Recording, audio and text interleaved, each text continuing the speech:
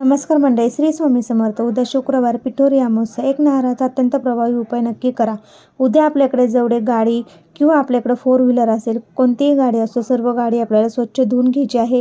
प्रत्येक गाडीवरून, घरावरून आपल्याला हे नारळ आहे तर ते उतरून टाकायचं आहे.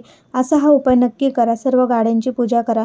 त्यानंतर एक नारळ घ्यायचा आहे. नारळ हे चांगलं घ्यायचं आहे. आपल्याला पाण्याचं घ्यायचं आहे किंवा पाण्याचं नाही भेटलं तरी चालेल, पण शक्यतो पाण्याचा नारळ घ्या. त्या पाण्याच्या नारळाने आपल्या घरामध्ये आपल्याला कापूर होम करायचा आहे.